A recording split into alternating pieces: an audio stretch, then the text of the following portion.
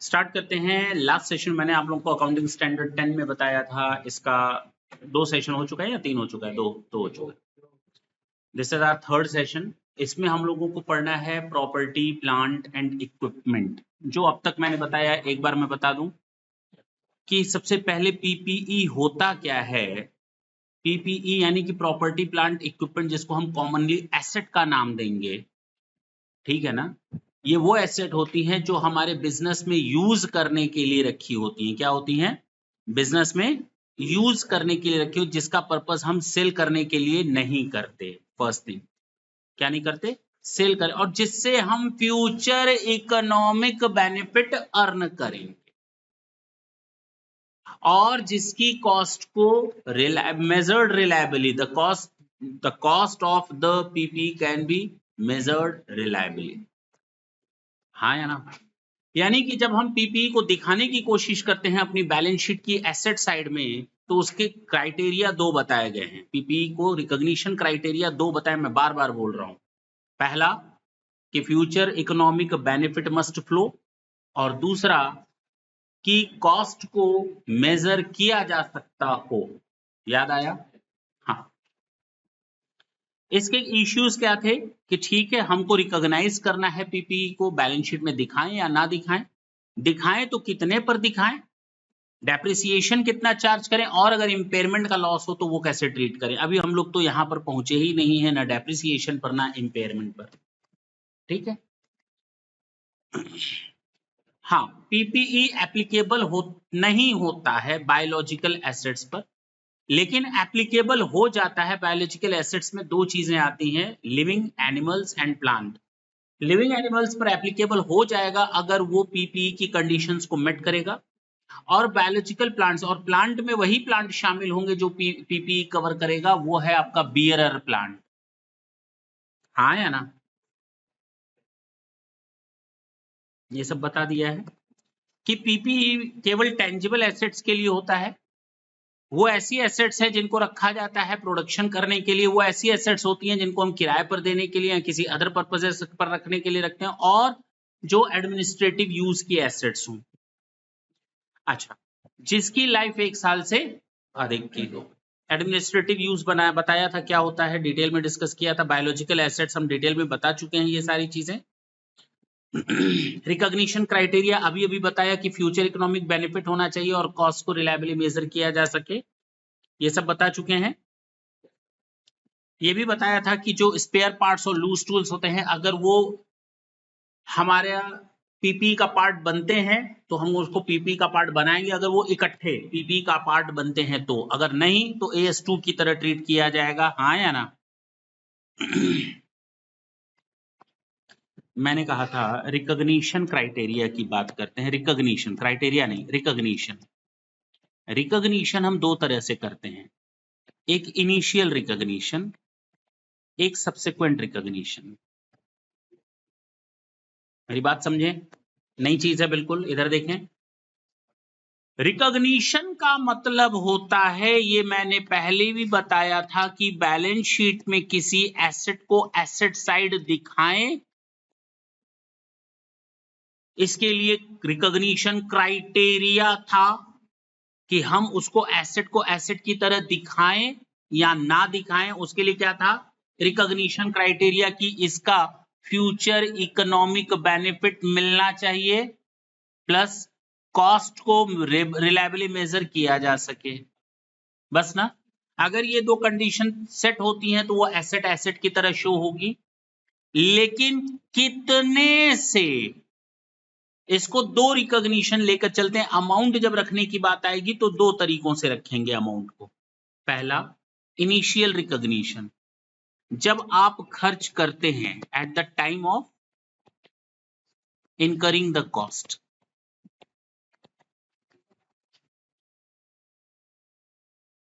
यानी मान लो 15 अगस्त को मैंने कोई प्रॉपर्टी खरीदी, तो 15 अगस्त को हम रिकॉग्नाइज करेंगे नहीं करेंगे?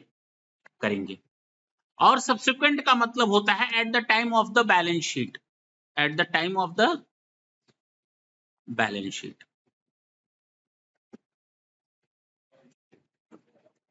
ये भी क्लियर हुआ? अरे बोलो। इसके लिए बताया गया ये कॉस्ट मॉड्यूल होता है। क्या होता है? और यहां बताया गया कॉस्ट मॉड्यूल भी है और रीवैल्यूएशन मॉड्यूल भी है।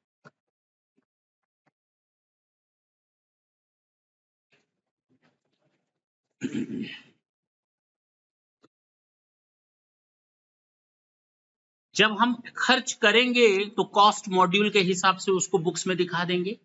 Now at the time of the preparation of the balance sheet, we have to consider whether we want to opt the same module, cost module, or we just want to change it over to the revaluation module.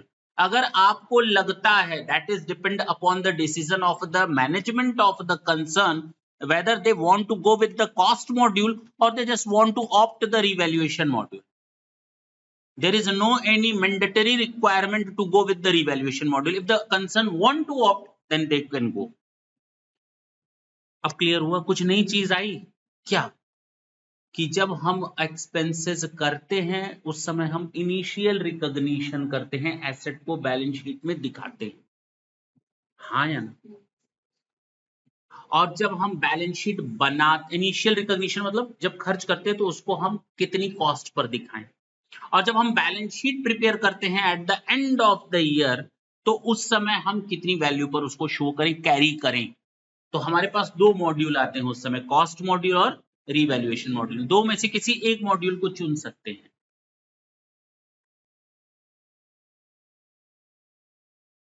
जब हम initial recognition की बात करते हैं, सुन लें इधर, बहुत important चीज है, या तो हम एसेट परचेस्ड करते हैं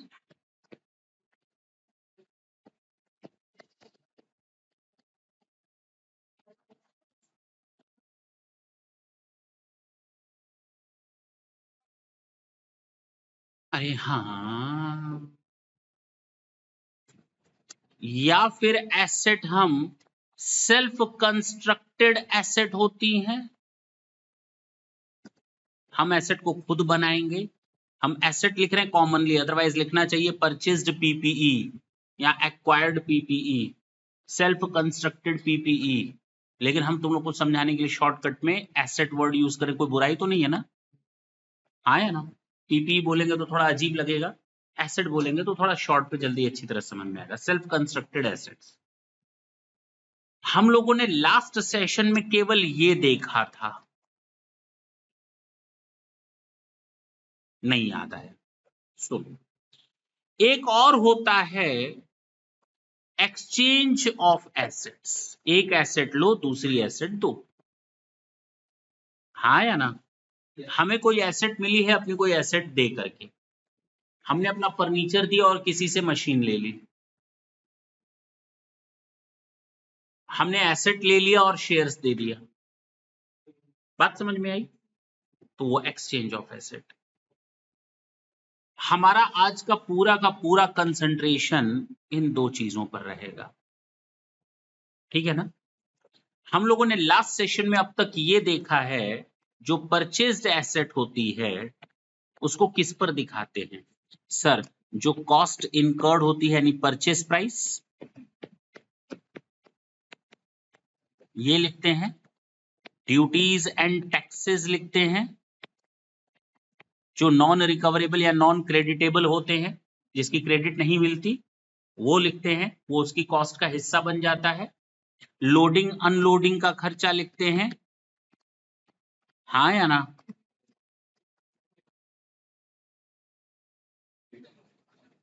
फ्रेट वगैरह आ गया इसी में, चलो फ्रेट एंड कार्टेज जो होता है वो लिख देते हैं।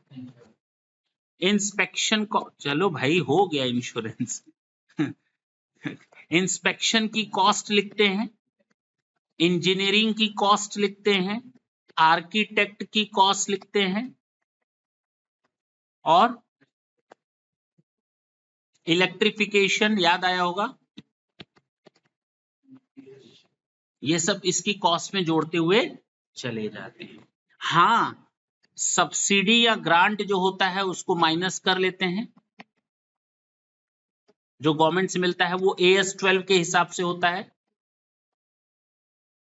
इंटरेस्ट कॉस्ट को ऐड कर लेते हैं। अगर वो AS 16 के हिसाब से होता है तो अभी तो पढ़े भी नहीं है हम लोग, जिसको हम लोग कहते हैं बोरोइंग कॉस्ट, क्या बोलते हैं, ये भी ऐड करते हैं। अभी हम लोगों ने पढ़ा नहीं है AS 16, तो इसलिए मैं हल्के में ले रहा हूं। इंटरेस्ट कॉस्ट भी ऐड करते हैं इसमें। जब AS 12 तुम लोग पढ़ चुके हो, शायद नहीं पढ़े हो तो एक बार देख लेना। AS 12 के हिसाब से सब्सिडीज जो हमारी होती है, गवर्नमेंट से हमको मिल जाता है। मैंने प्रॉपर्टी खरीदा 20 करोड़, गवर्नमेंट ने कहा ले लो 20% हमसे, तो हमको 16 करोड़ की तो प्रॉपर्टी पड़ी, क्योंकि 4 करोड़ तो गवर्नमेंट ने दे दिया सब्सिडी, तो हमने वो सब्सिडी माइनस कर दी AS 12 के हिसाब से। हाँ यार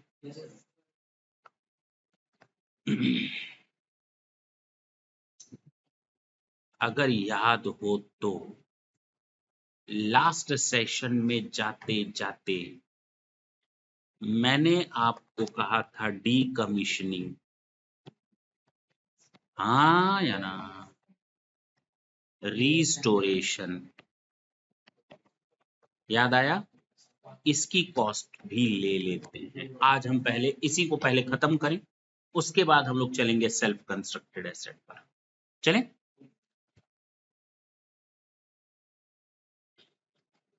अच्छा, इसमें हम लोगों ने एक और चीज ऐड की थी, देखो छूट जाता, ट्रायल रन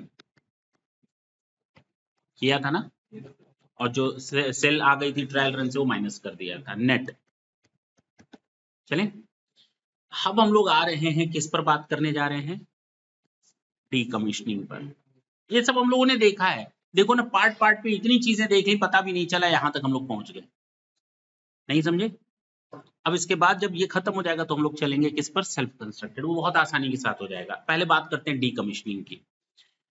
हमने लास्ट सेशन में आप लोग कहा था देखो भाई नहीं समझ में आएगा जब तक आप लोग AS 29 और AS 2 ना देख लें, यही तो बोला था, है कि नहीं? क्यों ना हम इसको 5 मिनट पहले दे देते हैं और इस टॉपिक को यहीं द एंड कर दें और एक छोटा सा क्वेश्चन सॉल्व कर लें, थोड़ा टाइम लेगा, करें?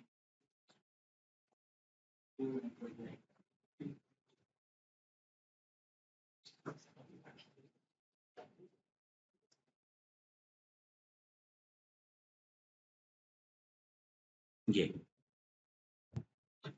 Decommissioning, restoration and similar liabilities. एक बात बताओ, हमने एक प्लांट लगाना है इस प्रॉपर्टी में, और ये जो प्रॉपर्टी है ना हमारी नहीं है, ये रेंट पर मैंने ली है। जहां मैं फैक्ट्री चलाता हूँ वो क्या है? मकान मालिक ने दिया। मैं जब प्लांट लगाने लगा तो मकान मालिक आया, ये क्या कर रहे हो? मैंने कहा फैक्ट्री के लिए लिया है, सारा बिल्डिंग खराब करोगे। मैंने कहा अरे करना तो पड़ेगा, नहीं तो बिजनेस कैसे चला पाएंगे? तो उसने कहा देखो भाई 3 साल के लिए मैंने आपको या 5 साल के लिए प्रॉपर्टी दी है, जब जाना तो वैसे ही करके जाना जैसे तुम ले रहे हो, ये नहीं कि प्लांट उखाड़ा और चलते बने, दीवारें खराब तोड़ फोड़ करके चले जाओ। हमें अपनी प्रॉपर्टी उसी वे में चाहिए जिस वे में हम आज आपको दे रहे हैं। कोई भी होगा यही कहेगा कि हम आपको अपनी प्रॉपर्टी दे रहे हैं, प्लांट लगा रहे हो ठीक है, फैक्ट्री चलाओ, लेकिन at the time of leaving the property, vacating the property, you have to restore it in the same way as you are going to get it right now। तो जाहिर सी बात है कि 3 साल बाद हमें मालूम है इस प्लांट को आज लगा रहे हैं, 3 साल बाद जब हम इसको डीकमीशनिंग और रीस्टोरेशन करेंगे तो मेरे 5 लाख रुपए और लग जाएंगे, लग जाएंगे, लगे नहीं हैं।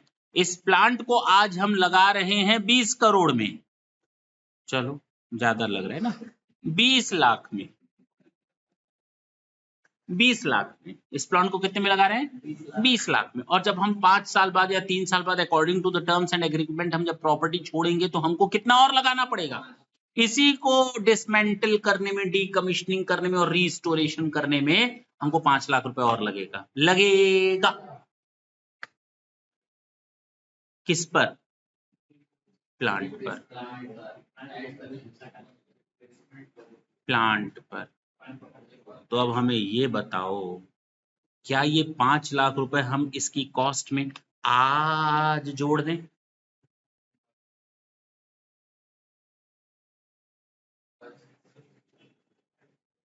इस 5 लाख को आज जोड़ दें, एस्टिमेटेड लाइबिलिटी है ये, या एस्टिमेटेड ऑब्लिगेशन है, और एक तरह से मेरा एस्टिमेटेड लॉस है जिसके लिए हमें प्रोविजन बनाना पड़ता है। हाँ या ना? कब बनाना पड़ेगा? आज। कब के लिए? 5 साल या 3 साल आगे के लिए। तो इसका मतलब इस 5 लाख को हमें यहाँ पर ऐड करना, लेकिन कितनी गलत बात। खर्च होगा कब? 3 साल बाद। कितना रुपया? 5 लाख। पूरा 5 लाख जोड़ दें? नहीं,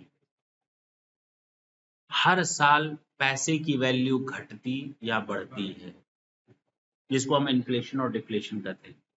फिलहाल ये तो तय है ना, 5 लाख जाएगा, तो हम इसको प्रेजेंट वैल्यू में कन्वर्ट करेंगे। किस में कन्वर्ट करेंगे? 5 लाख को यहां लिखेंगे किस वैल्यू पर? प्रेजेंट वैल्यू पर। क्या बात, प्रेजेंट वैल्यू पर। हो सकता है आज की डेट में इसकी वैल्यू केवल 4 लाख हो, तो इसको प्रेजेंट वैल्यू में कन्वर्ट करके आज 1 रुपया, तो 4 साल बाद वो 1.5 रुपए के बराबर होगा। है? 1.5 रुपए के बराबर होगा। आज का 1 रुपए 4 साल बाद 1.5 रुपए के बराबर होगा लगभग। ऐसा होता है क्या? हाँ, क्योंकि 1 रुपए में जो टॉफी खरीद रहे हैं 4 साल बाद 1.5 रुपए की मिलेगी। परचेसिंग पावर कम होती है। ये मत सोचना वैल्यू बढ़ गई, उल्टा वैल्यू रुपए की घट गई। वैल्यू रुपए की, क्योंकि जो सामान हम आज 1 रुपए में खरीद रहे हैं 4 साल बाद 1 रुपए में उससे कम सामान खरीदेंगे। हाँ या ना? तो हम उसको प्रेजेंट वैल्यू पर लिखेंगे, यानी कि जो चीज आज 4 लाख में हो सकता है 3 साल बाद 5 लाख में हो। कैसे करेंगे वो अभी सीखेंगे, चिंता न करना। तो हम इसको प्रेजेंट वैल्यू पर रिकॉर्ड करेंगे, और ये मैं अपने मन से नहीं बोल रहा हूं, इसके लिए अकाउंटिंग स्टैंडर्ड 29 ने जो provisions and contingent asset and liabilities के बारे में पूरा अकाउंटिंग स्टैंडर्ड है वो बोलता है। वो क्या बोलता है अकाउंटिंग स्टैंडर्ड 9? जरा ये 3 लाइनें पढ़ लेते हैं। वो बोलता है कि provisions, contingent liability and contingent asset. अच्छा, वाह भाई वाह। The amount of a provision should not be discounted to its present value। और हम तो उल्टा बोल दिए भाई, इसमें लिखा है the amount of a provision should not be discounted at present value। उसको प्रेजेंट वैल्यू पर मत लाओ, लेकिन ले आओ केवल एक केस में। ये कौन बोलता है? 29 बोल रहा है। तो जब 29 पढ़ोगे तो ये लाइन 3 लाइनें पढ़ोगे। वो बोलता है कि हाँ, प्रेजेंट वैल्यू में कन्वर्ट करो केवल और केवल decommissioning, restoration and similar liabilities that are recognized as cost of the property, plant and equipment। ये कहानी तुम लोग वहां पढ़ोगे।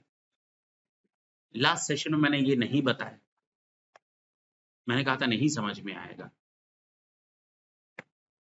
बात समझ में आई? तो हम इसको प्रेजेंट वैल्यू में किसी और को कन्वर्ट नहीं करेंगे। If there is a futuristic loss, yes, we can treat it as an expenses in today's term. 5 lakh का खर्च होगा 4 साल बाद, we know very well, yes, we will write it off right now as an expenses, we will make the provisions। But if we talk about the decommissioning cost relating to the property, plant and equipment which will be incurred after 3 or 5 years as a decommissioning or restoration, then it must be converted into the present value। और यहां पर देखो मैंने word use किया था estimate. इसी estimate को हमें कन्वर्ट करना पड़ता है प्रेजेंट वैल्यू में। हम जो 3 साल बाद 5 लाख रुपए खर्च करने का सोच रहे हैं ना, उसको आज की डेट में कन्वर्ट करो, फिर उसको जोड़ो। कहाँ जोड़ो? अरे अभी तो बताया थोड़ी देर पहले, यहां जोड़ो, ये प्रॉपर्टी, प्लांट एंड इक्विपमेंट में जोड़ो। क्या जोड़ो? प्रेजेंट वैल्यू जोड़ो। किसका? एस्टीमेट ऑब्लिगेशन का। अब बात समझ में आई? अब क्लियर हुआ? कन्वर्ट करने का तरीका बता दें।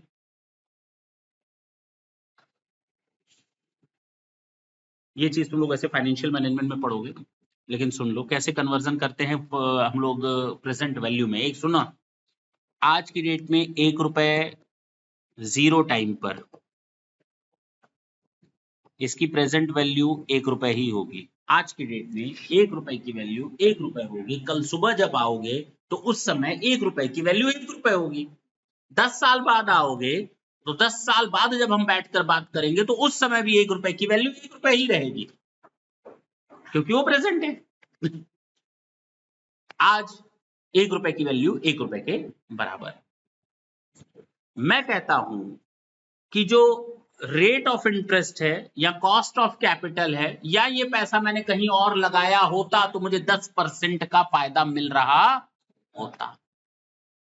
या मैं बोलूं रेट ऑफ रिटर्न, या मैं बोलूं कॉस्ट ऑफ कैपिटल, या मैं बोलूं the income which I am just going to forgo.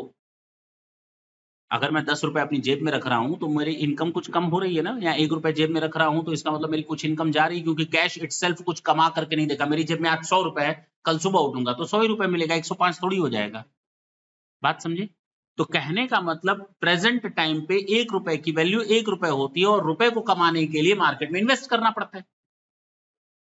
Otherwise जेब में रखेंगे तो उसकी कॉस्ट है, पहली बात। दूसरी बात, अगर हम मान लेते हैं कि 10% हम लेकर चलते हैं, क्या लेते हैं कि हम 10% कमा सकते हैं, तो 1 रुपया 1 साल बाद कितने के बराबर होगा? इसको हम कहते हैं फ्यूचर वैल्यू। जिसने हायर परचेस पढ़ा होगा उसको समझ में आ रहा होगा। इसको आप कहते हैं फ्यूचर वैल्यू। 1 रुपया 1 साल बाद कितने के बराबर हो गया? यानी जो चीज आप 1 रुपए में आज खरीद सकते हो, उतनी ही चीज खरीदने के लिए आपको 1 साल बाद 1 रुपए 10 पैसे जेब से निकालने पड़ेंगे। अरे बोलो, पक्की बात है? आज 1 रुपए में जितनी चीज खरीद रहे हो, 1 साल बाद कितना निकालना पड़ेगा? 1 रुपए 10 पैसा। अगर 1 रुपए में जो चीज आज आप खरीद ले रहे हो, 2 साल बाद कितना रुपया जेब से निकालना पड़ेगा? क्योंकि 10% और महंगाई बढ़ गई होगी। 1 रुपए जो आज की डेट में है 1 रुपए, 3 साल बाद आपको कितना रुपया जेब से निकालना पड़ेगा उस 1 रुपए के बराबर के लिए? 1.33, क्योंकि 10% हम ऐड करते जा रहे हैं। 1 रुपए में 10% ऐड किया, 1 रुपए 10 पैसे में 10% ऐड किया, 1 रुपए 21 पैसे में मैंने 10% ऐड किया। बात समझ में आ रही है? अगर मैं ये कहूं 3 साल बाद 1 रुपए 33 पैसे के बराबर है, 3 साल बाद का जो 1 रुपए 33 पैसा आपको मिलेगा वो आज के 1 रुपए के बराबर। यानी आज हमको कोई 1 रुपए दे दे या 3 साल बाद 1 रुपए 33 पैसा दे, मेरे लिए दोनों बराबर है। मेरे पास मेरा एक दोस्त आया, कहता है दिलीप कुछ उधार दे दो। मैंने कहा ले जाओ, 5 लाख रुपए दे दिया उसको। 4 साल बाद आया, उसने मुझे ईमानदारी से 5 लाख रुपए वापस कर दिया। मुझे घाटा हुआ या फायदा? घाटा हो गया। नहीं समझे? उसने मुझे 5 लाख वापस नहीं किया, उसने 5 लाख से कम वापस किया। अगर देखो तो यहाँ ले गया था वो 5 लाख, और वो हो कितना गया 3 साल बाद? ये मेल हमको देना चाहिए था उसको 6,65,000। 3 साल बाद आया, कहता है ये लो 5 लाख। मैंने कहा ना, हमें 6,65,000 दो। कह रहा है तुम दोस्त होकर के बेईमानी करोगे, दोस्त से तुम इंटरेस्ट लोगे। मैंने कहा हम इंटरेस्ट नहीं मांग रहे, हम बराबर पैसा मांग रहे हैं। जो वैल्यू 3 साल पहले 5 लाख की थी, वही वैल्यू आज की डेट में 6,65,000 की है। अब बात समझ में आई? कर लो कैलकुलेट कर लो। नहीं कर लो।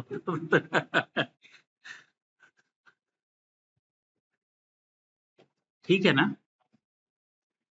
ये सिस्टम है। यानी 3 साल बाद हमको कोई 6,65,000 दे, या आज की डेट में हमको कोई 5 लाख दे दे, मेरे लिए दोनों बात बराबर है।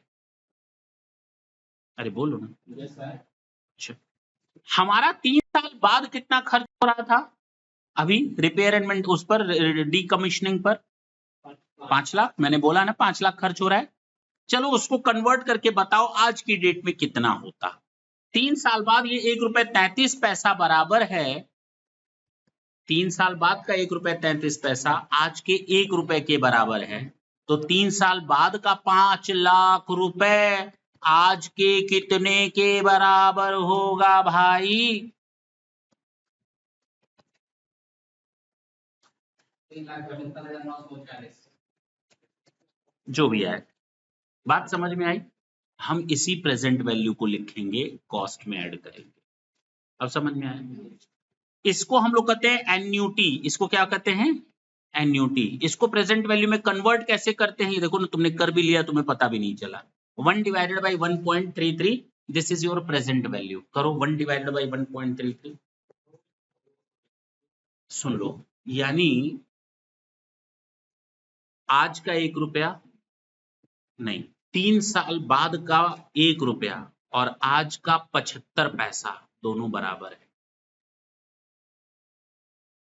3 साल बाद का 1 रुपया और आज का 75 पैसा दोनों बराबर है। तो 3 साल बाद का 5 लाख रुपए आज के कितने के बराबर होगा? 3,75,940। कुछ समझ में आया? इसको हम कहते हैं प्रेजेंट वैल्यू में कन्वर्ट करना। डिटेल में तुम लोग सीखोगे, फिलहाल जितना समझाना था वो इस टॉपिक के लिए मैंने समझा दिया। चले, तो हम लोग डीकमीशनिंग और रिस्टोरेशन की कॉस्ट को प्रेजेंट वैल्यू में कन्वर्ट करते हैं, उसके बाद हम उसको कॉस्ट में ऐड करते हैं, ऐसे डायरेक्ट ऐड नहीं कर देते। अब ठीक है,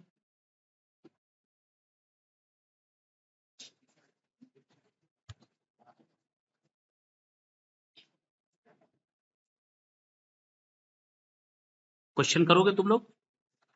1 अप्रैल 2022 को Vishnu limited installed a machinery in the rented premises at a cost of 25 lakh. Whole life is 3 years and the rental agreement के हिसाब से machine should be decommissioned and the building should be brought into the original position. अब समझ में आई? The company should incur 4 lakh at the end of the 3 years and the cost of borrowing is 10%. आज की date में हमारी जो total cost of plant है, वो 25 लाख है। कितना है? क्वेश्चन नंबर 6 है ना ये।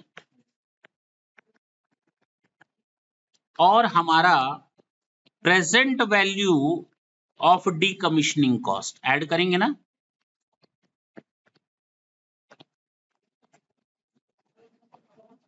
कितना मालूम नहीं? अच्छा, प्रेजेंट वैल्यू में कन्वर्ट करें। Present value of decommissioning cost,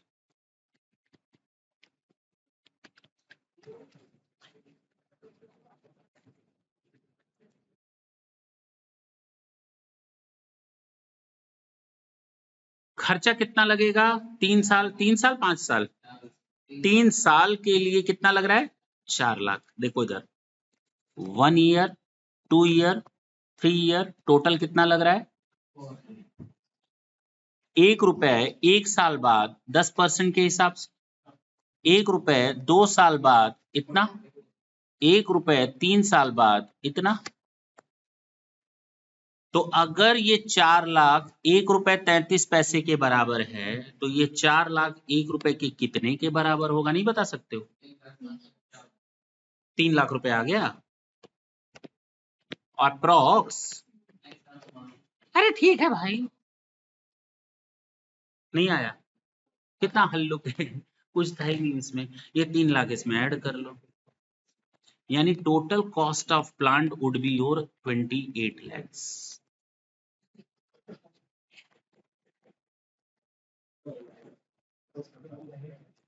नहीं समझ में आया हो? ये प्रेजेंट वैल्यू कन्वर्ट करने का तरीका।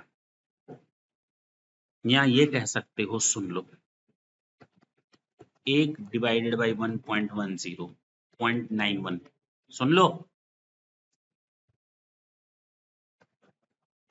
0.91, 1 डिवाइडेड बाई 1.21 0.83, 1 डिवाइडेड बाई 1.33 0.75। इसको और तरीके से लिख सकते थे, यानी सीधे तुम लोग 4 लाख से मल्टीप्लाई करो, देखो आ गया 3 लाख। हाँ या ना? दूसरा तरीका भी था, 1 डिवाइडेड बाई 1.10, 1 डिवाइडेड बाई 1.10 का स्क्वायर, 1 डिवाइडेड बाई 1.10 का क्यूब। अब इतना फॉर्मूला दिमाग में रहने से अच्छा यही कर लो ना। काहे इतना टेंशन पालते हो? फार्मूला फार्मूला क्यों खेल रहे हो? नहीं, फॉर्मूले को मारो गोली। नोट कर लो इसको।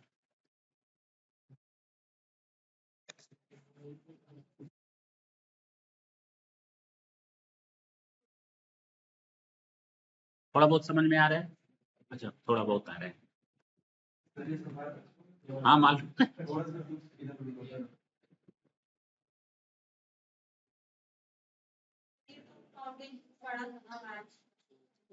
अब तुम लोगों ने कैसे पढ़ा था फाउंडेशन में? आई डोंट नो किस तरह से पढ़ा था। तुम लोगों ने ये पढ़ा होगा, ये नहीं पढ़ा होगा। ये फॉर्मूला तो इसी से निकला। बात खत्म। चल सकते हैं, बात नहीं। हमसे पूछो, हम बैठे हैं, हम अभी मरे नहीं हैं, अभी जिंदा है। Question number 7। एक टीचर अपने बच्चों को ले गए, दिखा रहे हैं, कह रहे चलो हम लोग ग्रुप फोटो खिंचवाते हैं बच्चों से। कहे सर ग्रुप फोटो का फायदा क्या? कहे देखो ये फोटो लगा है पिछले बैच का, आज के बाद 15-20 साल बाद जब तुम लोग देखोगे तो कहोगे ये रमेश है जो आज सीए बन गया, ये महेश है जो सीएमए बन गया, ये ऋषु है जो आईएएस बन गया। तो एक बच्चा कह रहा है और ये सर जी हैं जो अब नहीं रहे।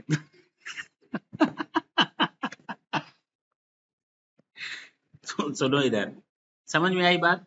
नहीं ये नहीं, ये 28 लाख वाली। पहला पॉइंट इज डन। दूसरे पॉइंट की बात करते हैं हम लोग। देखो ना हम लोग कहाँ से चले थे, पहला पॉइंट पूरी तरह से खत्म हो गया हम लोग का ये। अब इसमें कुछ भी नहीं बचा है।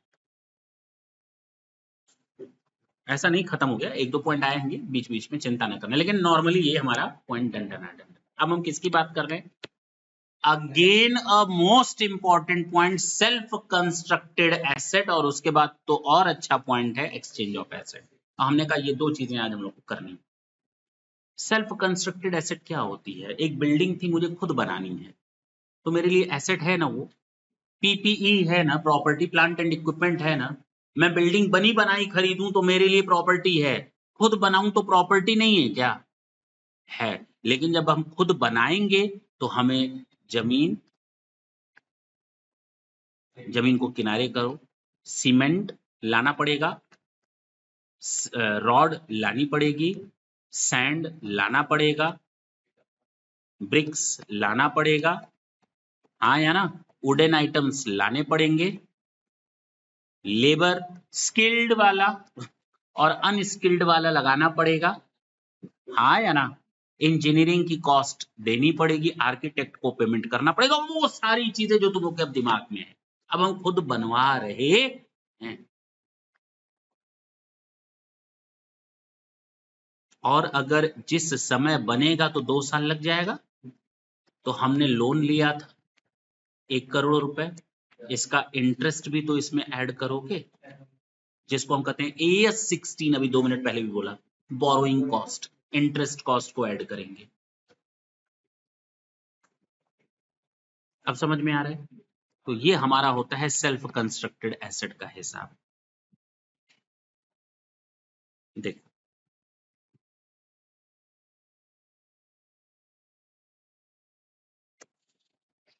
Material, labour, fix cost, variable cost, directly attributable item, restoration, वही वाला बोरोइंग कॉस्ट, सब आ जाएगा मिला करके कॉस्ट ऑफ एसेट। क्या दिक्कत थी इसमें भाई? कौन सा नया पॉइंट बता दिया मैंने सेल्फ कंस्ट्रक्टेड में? कुछ भी नहीं नया नहीं बताया, यही है आपका। If an enterprise makes a similar asset for sale in the normal course of business, the cost of the asset is usually the same as the cost of constructing of the asset for sale. Therefore, any internal profits are eliminated. यानी cost per ही लेकर चलेंगे। अगर हम खुद बना रहे हैं, market से खरीदते तो हो सकता है सामने वाले को हम कॉस्ट भी देते और कुछ प्रॉफिट भी देते, लेकिन मेरे लिए कॉस्ट कितनी? जितनी जेब से जा रही। खुद बना रहे हैं तो प्रॉफिट नहीं देना पड़ रहा, तो क्या प्रॉफिट जोड़ रहे हैं? नहीं, जितना जेब से जाएगा वही आपकी कॉस्ट। अब बात समझ में आ रही है? कॉस्ट ऑफ एबनॉर्मल ठीक है, ये सब देख चुके हो, AS 16 के हिसाब से इंटरेस्ट की कॉस्ट और सारी चीजें हो गई हैं। प्रेजेंट लोकेशन एंड कंडीशन तक लाने के लिए जितना भी खर्चा होगा वो ऐड करेंगे। एक बार एसेट अगर प्रेजेंट लोकेशन और कंडीशन में आ गई, रनिंग कंडीशन में आ गई, तो उसके बाद उसके ऊपर किए गए खर्चे शामिल, चाहे इनॉग्रेशन कॉस्ट हो, चाहे एडवर्टीजमेंट कॉस्ट हो, चाहे आप डिस्काउंट दे देते हो। याद आया होगा सॉफ्ट नाम से मैंने अम्यूजमेंट पार्क का बताया था, एक क्वेश्चन करवाया था। हो गया, ये सब हो गया, कुछ भी नहीं बचा। हमने कहा इनिशियल रिकॉग्निशन एंड मेजरमेंट। अभी हम इनिशियल रिकॉग्निशन की बात कर रहे हैं, सब्सिक्वेंट रिकॉग्निशन की तो बात ही नहीं कर रहे हैं। सब्सिक्वेंट रिकॉग्निशन मतलब कि जब हम बैलेंस शीट बनाते हैं तब की बात ही नहीं कर रहे। अभी हम केवल बात कर रहे हैं जब हमारी जेब से पैसा जा रहा है। अब जा रहा है तो खरीदा है, सेल्फ कंस्ट्रक्ट किया है या एक्सचेंज। अब तीसरा पॉइंट क्या बचा? एक्सचेंज। नया पॉइंट स्टार्ट करें, बोलो। हाँ, और क्या जबरदस्ती कुछ बढ़ा है? सेल्फ कंस्ट्रक्टेड के बाद आता है एक्सचेंज।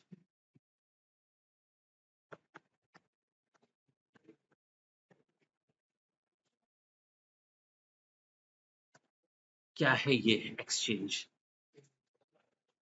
हमारे पास फर्नीचर था,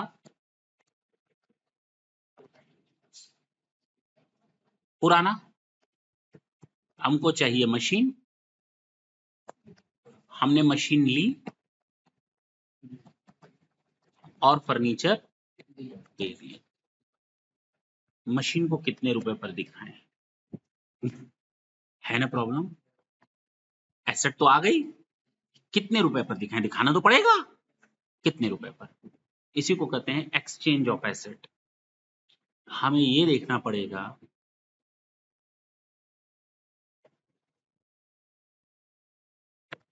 जो वर्ड याद रखना है तुम लोग को। जब आप एसेट एक्सचेंज करते हो तो उस समय उस एसेट की कॉमर्शियल पैरेलल सब्सटेंस या पैरेलेंस में है, यानी कॉमर्शियल सब्सटेंस है या कॉमर्शियल सब्सटेंस नहीं है। कॉमर्शियल सब्सटेंस है या कॉमर्शियल सब्सटेंस नहीं है, पहले ये डिसाइड कर लो। मैंने क्या बोला? जब एसेट को एक्सचेंज करते हैं, मोबाइल देना, अपना अपना मोबाइल दो। दो मत, तो कहने का मतलब मेरा मोबाइल लो, अपना दो।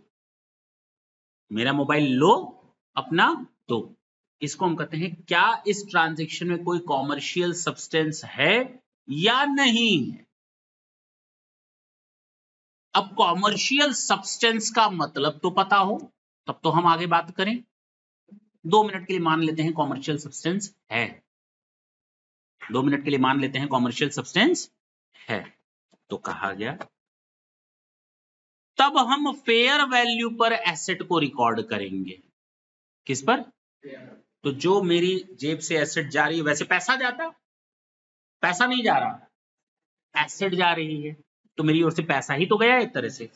तो अगर जाने वाली चीज का फेयर वैल्यू निकाल लो तो वो आने वाली एसेट की कॉस्ट है।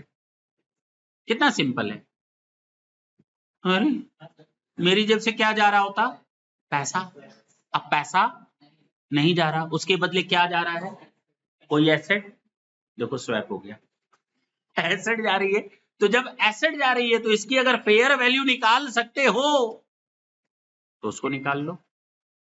अगर इसकी फेयर वैल्यू नहीं निकाल सकते तो जो उधर से आ रही है एसेट, उसकी फेयर वैल्यू निकाल सकते हो क्या? जो जाने वाली एसेट है उसकी fair value is not possible to have, means not possible to calculate. then in that case the asset which you are going to acquire, if it is possible to have the fair value of that asset, then yes, that particular value। पहले हम किसका promote करेंगे? जो जाने वाली है, नहीं निकल पा रहा है तो आने वाले।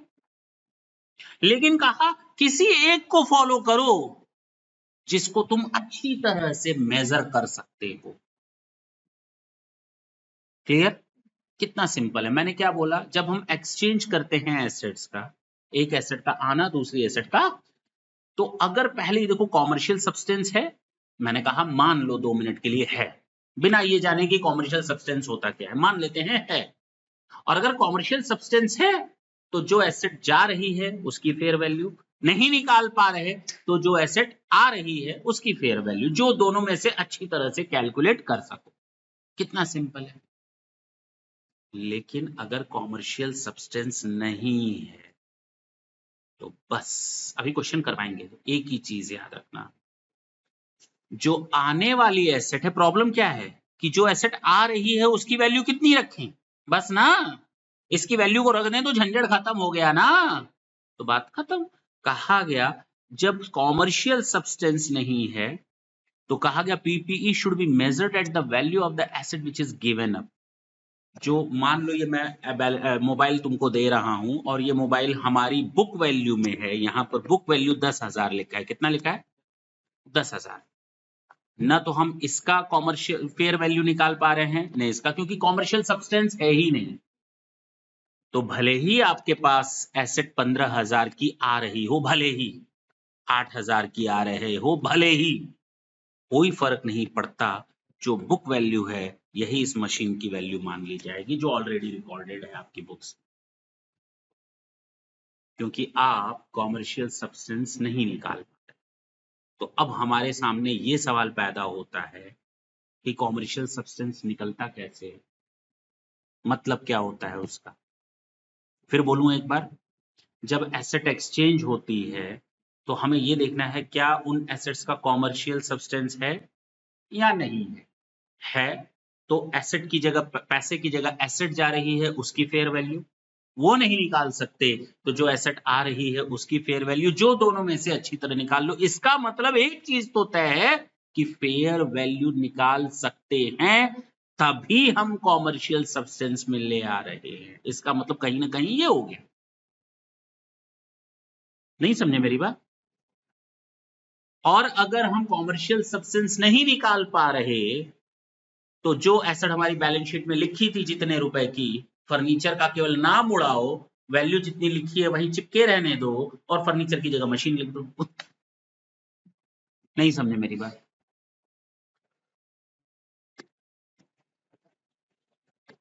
वाह भाई वाह, तुम लोग। हमारी बैलेंस शीट में यहाँ क्या लिखा है, 1,00,000 रुपए का, ये बुक वैल्यू है डेप्रिसिएशन वगैरह माइनस करने के बाद। मैं ये आपको दे रहा हूं, आपसे मैं ले रहा हूं मशीन, और इसकी कॉमर्शियल सब्सटेंस नहीं है। तो एक काम करो, फर्नीचर की जगह क्या लिख दो, बस दिस इज योर आंसर। हो गया। अगर कॉमर्शियल सब्सटेंस नहीं है तो जो ये कैरिंग वैल्यू थी यही इस आने वाली एसेट की कैरिंग वैल्यू मान ली जाएगी, यही इसकी कॉस्ट मान ली जाएगी। हो गया। अब केवल एक ही प्रॉब्लम फंसी, क्या, कॉमर्शियल सब्सटेंस कहते किसको, बात नहीं, कॉमर्शियल सब्सटेंस, सुनो ये बहुत ही सिंपल है। रिकॉग्निशन क्राइटेरिया पढ़े थे, फ्यूचर इकोनॉमिक बेनिफिट होना चाहिए प्लस कॉस्ट को रिलायबली मेजर किया जा सकता है, ये रिकॉग्निशन क्राइटेरिया था बार बार। चलो इसको देखते हैं। अगर हम कोई एसेट ट्रांजैक्शन कर रहे हैं, मैं एक एसेट दे रहा हूं आपसे, मैं एक एसेट ले रहा हूं, एक एसेट दे रहा हूं दूसरी एसेट ले रहा हूं, तो क्या कॉमर्शियल सब्सटेंस है या नहीं कैसे पता चलेगा, अगर रिस्क, टाइमिंग और अमाउंट उस एसेट का जो आ रही है वो बिल्कुल अलग होगा जो एसेट हम ट्रांसफर कर रहे हैं उससे। अब एक बात बताओ, मैंने मशीन के बदले मशीन दी, हो सकता है कि जो मशीन मैं दे रहा हूं उससे हम 20,000 रुपए महीने कमा रहे थे, और जो मैं मशीन ले रहा हूं अब हम उससे 40,000 रुपए महीना कमाएंगे। हो सकता है ना, हो सकता है ना, नहीं हो सकता, हो सकता है। Risk, timing and amount of cash flow of asset received are different from the cash flow of asset transferred. ठीक है। दूसरा, there is a significant effect on the present value of the after tax cash flow which was expected to arise from the continuing of the old asset from its disposal, फलाना and ढिमाका। कुल मिलाकर बस इतना समझ लो, commercial substance तब माना जाएगा कि जो एसेट हम एक्सचेंज कर रहे हैं और जो आने वाली एसेट है उसकी टाइमिंग यानी लाइफ, उसका रिस्क और उससे related cash flow quite different है जाने वाली एसेट से, और उसको हम कैलकुलेट कर सकते हैं। उसको हम कैलकुलेट कर सकते हैं, तो हम कहेंगे इसकी एक कॉमर्शियल सब्सटेंस है। और अगर कॉमर्शियल सब्सटेंस है तो हम फेयर वैल्यूज को बेस ले लेते हैं। किसको बेस ले लेते हैं? क्योंकि कैश फ्लोज हम कैलकुलेट कर लेते हैं, हमें मालूम है कि जो जाने वाली एसेट्स की वैल्यू है वो आने वाली एसेट से बहुत फर्क है। बात समझ में? तो फर्नीचर के बदले मशीन तो बहुत फर्क होगा ही होगा, लेकिन कार के बदले कार हो सकता है कॉमर्शियल सब्सटेंस हो, या हो सकता है कॉमर्शियल सब्सटेंस ना हो, वहां हमें देखना पड़ेगा। लेकिन मैंने कहा the management has to determine the existence of commercial substance. ऐसा नहीं है कि कोई मैंडेटरी है, ये मैनेजमेंट डिसाइड करेगा कि कॉमर्शियल सब्सटेंस है या नहीं है। हवा हवाई डिसाइड नहीं होगा, लेकिन मन किया तो मान लो, मन किया तो नहीं माना। लेकिन हाँ, ये डिसाइड करने का काम कौन करेगा? मैनेजमेंट करेगा कि इसका किसी एक पर्टिकुलर कंपनी के मैनेजमेंट के लिए उस एसेट का कॉमर्शियल सब्सटेंस हो सकता है, सेम ट्रांजैक्शन के लिए दूसरी कंपनी के लिए उसी तरह के ट्रांजैक्शन और एक्सचेंज का कॉमर्शियल सब्सटेंस नहीं हो सकता। बात समझ में आई? क्वेश्चन देखा जाए, ये वही है समरी जो मैंने अभी बताई। करें? एक एंटिटी है, उसने जमीन दे दी 10 लाख रुपए की जमीन है, उसकी बैलेंस शीट में यहां लिखी हुई है जमीन कितने रुपए की?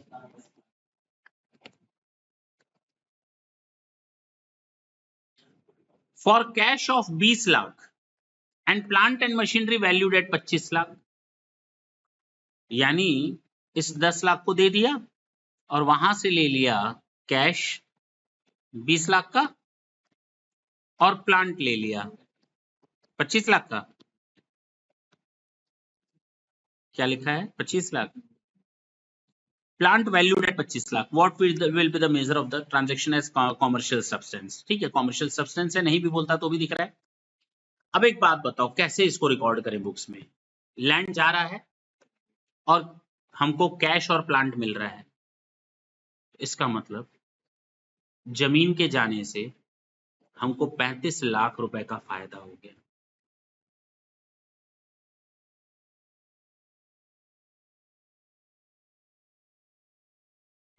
दस लाख की एसेट जा रही है और आ कितने का रहा है पैसा? टोटल हमको मिल कितना रहा है? 45 लाख। इसका मतलब हम इसको ले आएंगे और इसको यहां से हटाएंगे। तो कैश आया मेरे पास, cash account debit 20 lakh. Cash आया मेरे पास, कैश अकाउंट डेबिट 20 लाख। हमारे पास प्लांट आया, उसकी फेयर मार्केट वैल्यू हमको दी हुई है, fair value not market value, fair value दी हुई है 25 लाख। हाँ या ना? ये टोटल मेरे पास आया और मेरी जेब से गया क्या? जमीन। कितने रुपए की? तो क्या हो गया? प्रॉफिट ऑन ट्रांसफर या profit on exchange of assets. कितने रुपए का? This is your answer, note कर लो।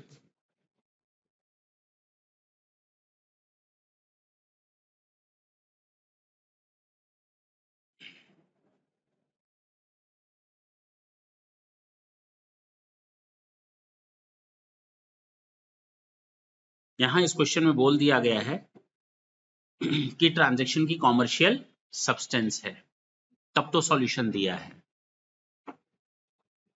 बोलो। है तो यही है बाबू, काहे के लिए अलग से? लो, कर लो, खुश रहो, इसको भी कर दे है कि नहीं? बात एक ही है, कर लो कर लो। चलें क्वेश्चन नंबर 8, ढंग से सुनेंगे। एंटिटी ए ने एक्सचेंज किया है कार, बुक वैल्यू है 13 लाख और उसकी फेयर वैल्यू है 13,25,000। अब जरा ढंग से देखो, मेरे पास थी कार कितने रुपए की? ये मेरी बैलेंस शीट में दिख रही है। अच्छा, and a fair value of 13,25,000 for cash of 15,000। तो हमारे यहां से ये गई, इसके बदले क्या आ गया? कैश।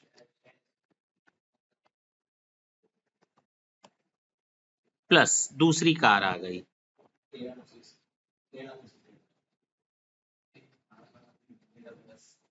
1310 का, टोटल 1325 की फेयर वैल्यू थी उसकी। तो हम सामने वाले से कहेंगे भैया 1325 तो उसे 15,000 हमको कैश दिया, बाकी उसने एक कार दे दी, कार के बदले कार। अच्छा, the transaction lakhs commercial substance, commercial substance नहीं है, कॉमर्शियल सब्सटेंस नहीं है।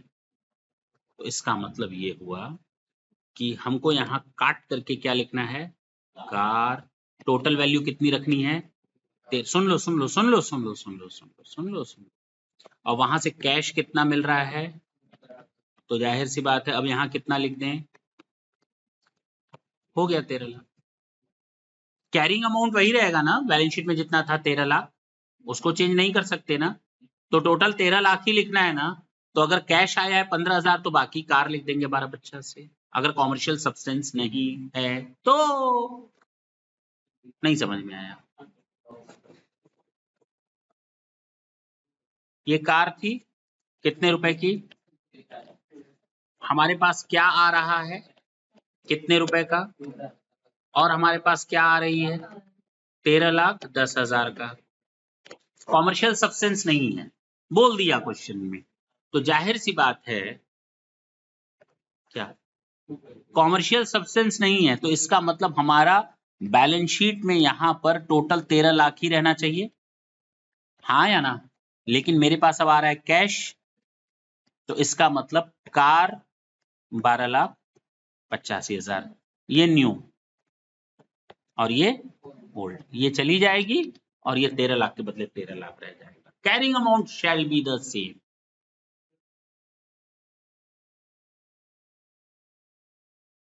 क्या है, क्या दिक्कत, क्या दिक्कत है इसमें भाई, ये तो बहुत आसान है क्या, है दिक्कत, 3-4 दिन बाद सब समझ में आएगा। अगर तुम लोग घर पे जाकर रिवाइज नहीं करोगे, सुन लो, तो ये अभी छोटी छोटी चीजें हैं, छोटे छोटे पॉइंट हैं, तुरंत दिमाग में सेट हो जाता है, रिवाइज ना करने पर 1 हफ्ते बाद ये टॉर्चर भी करता है, ठीक है ना। तो घर पे जाकर क्या करोगे, कितनी बार, हर दूसरे दिन रिवीजन होना चाहिए, हर तीस एग्जाम तक। कोई भाई, हम अगर तुरंत अभी हम कहें कितने पेज पढ़ लिए, लगभग 15 पेज पर हैं, अगर 1 से 15 तक पेज को रिवाइज करवाना चाहें तो कितनी देर में होगा, मुश्किल से 5 मिनट भी नहीं लगेगा। कल तुम लोग घर जाकर रिवाइज करोगे 5 मिनट में हो जाएगा, परसों रिवाइज करोगे 4 मिनट में हो जाएगा, तरसों रिवाइज करोगे 3 मिनट में हो जाएगा, मेरी बात समझना। लेकिन अगर डायरेक्ट एग्जाम के दिन करोगे तो 5 दिन में नहीं होगा, फर्क समझे मेरी बात। तो ये डेली रिवाइज करने का ये फायदा मिलेगा। सुन लो इधर, बात ना करो, देखो किया है ना, पक्की बात। चलो, Radha limited traded an old machine having book value of 16,800, machine कितने की है बुक वैल्यू 16,800,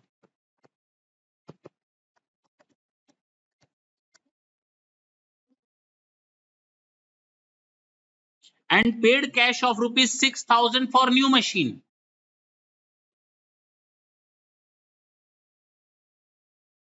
फिर बोलूं,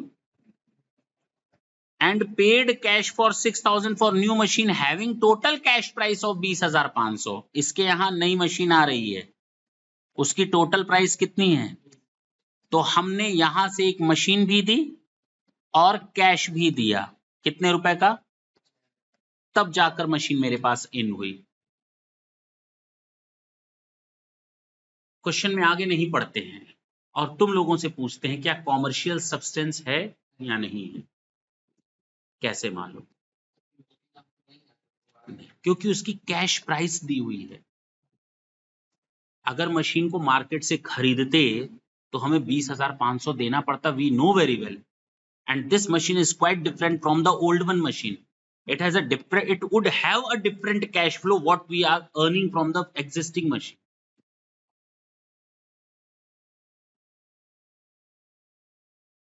तो हम लोग क्या करेंगे,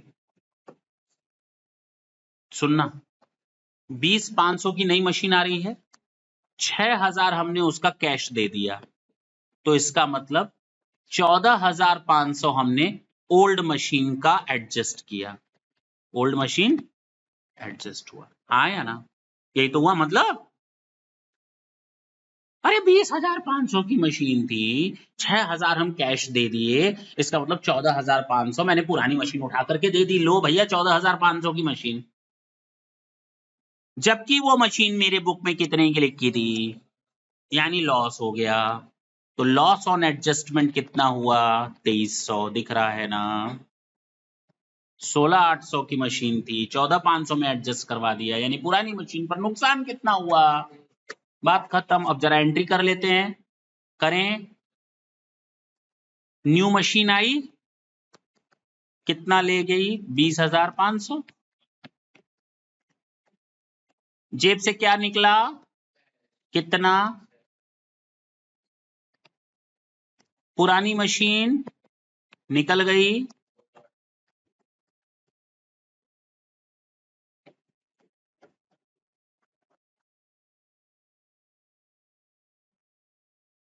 लॉस, हाँ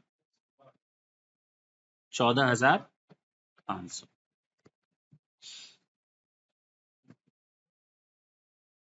अरे बोलो, क्या करना चाहते हो, हम दूसरी एंट्री कर लेंगे, हमको गलत साबित करके दिखाओ। Loss on exchange account debit to machine old, कितना, 2300, ऐसे भी तो कर सकते हो, क्या प्रॉब्लम है, ऊपर भी एडजस्ट कर सकते थे। तुम क्या चाह रहे थे कि हम यहाँ सीधे 16,800 दिखा दें और 2300 का लॉस यही दिखा दें, लॉस ऑन एक्सचेंज, ये भी ठीक है, दोनों ठीक है, अलग अलग भी कर सकते थे, नहीं समझे, तो तुम लोग चाहो तो 2 एंट्रीज करो, चाहो तो सिंगल एंट्री कंबाइंड एंट्री करो, बात एक ही है, कंबाइंड कहो या कंपाउंड एंट्री कहो, इसको कंपाउंड एंट्री कहते हैं टेक्निकली, नॉर्मली लेमैन की लैंग्वेज में कंबाइंड एंट्री कहते हैं। लेमैन का मतलब लेटा हुआ नहीं, लेमैन का मतलब साधारण इंसान, नोट कर लो।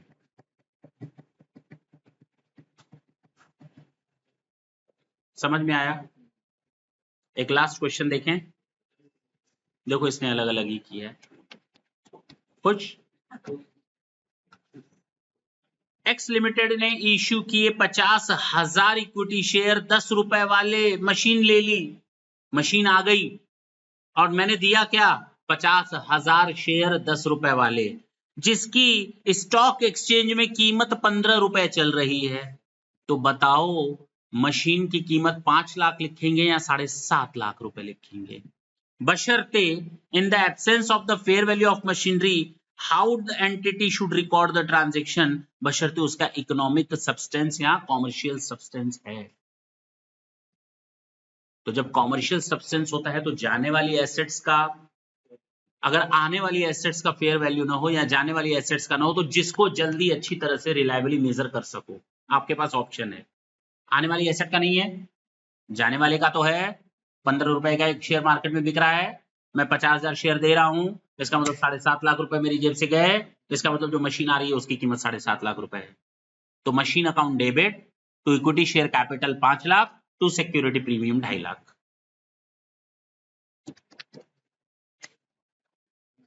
अरे हाँ या ना, हम लोग का basic first topic is over, near, अभी चुपचाप बैठो, अभी सांसें ज्यादा मत लो, हम समझ गए छुट्टी मान ली हो, अभी छुट्टी नहीं हुई है। कितना संतोष मिला इसको, तुम्हारी बात कर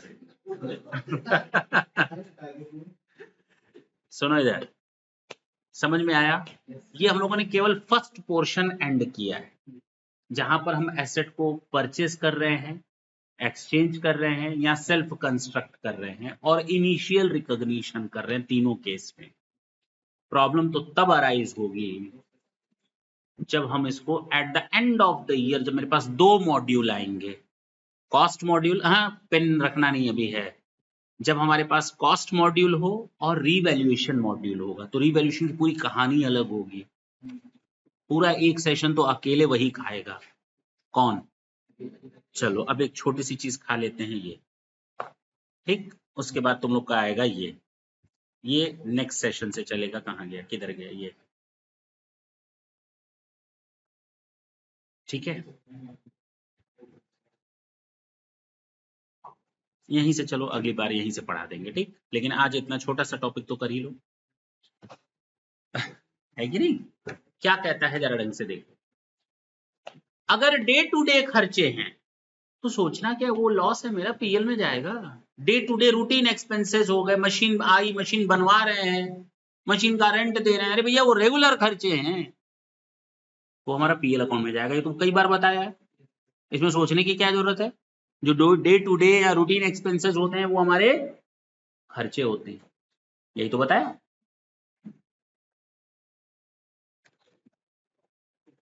ठीक, नहीं ये नहीं था, ये मैं दूसरा कुछ बोल रहा हूँ, ये है cost of day to day, ठीक है ना, सब्सिक्वेंट कॉस्ट की बात कर रहा हूँ। चलो छोड़ दो उसको, हमें ये बताना था, हम ध्यान ही नहीं दिए नीचे क्या लिखा है। कुछ स्पेशल केसेस है, हमने उधार मशीनरी खरीदी, क्या करी, तो हमको उसको धीरे धीरे पैसा देना है, जब धीरे धीरे पैसा देंगे तो उसमें इंटरेस्ट का पोर्शन आएगा, और जब इंटरेस्ट का पोर्शन आएगा तो मैंने कहा अकाउंटिंग स्टैंडर्ड 16 को ध्यान में रखना। देखा नहीं, ऐड करेंगे या नहीं करेंगे, that depends, that is in accordance with the accounting standard 16। जब तक एसेट रेडी टू यूज, जब ये 16 पढ़ोगे, ये पढ़ोगे जो हम बोलने जा रहे हैं, इसमें भले ना लिखा हो कि जब तक एसेट रेडी टू यूज ना हो जाए, रेडी टू यूज एसेट हो गई और एक्चुअल यूज होना अलग होता है। आज एसेट रेडी टू यूज हो गई तो आज तक का सारा इंटरेस्ट आप कैपिटलाइज करो, आप एसेट को 6 महीने बाद यूज करोगे कोई फर्क नहीं पड़ता, कल से जितना भी इंटरेस्ट होगा सब पीएल में जाएगा, क्योंकि उससे हमारी एसेट की इंटेंडेड ऑपरेशनल एक्टिविटीज में कोई फर्क नहीं पड़ता। याद आया, याद आया, इंटेंडेड वर्ड कहाँ यूज किया था, बात समझ में आई?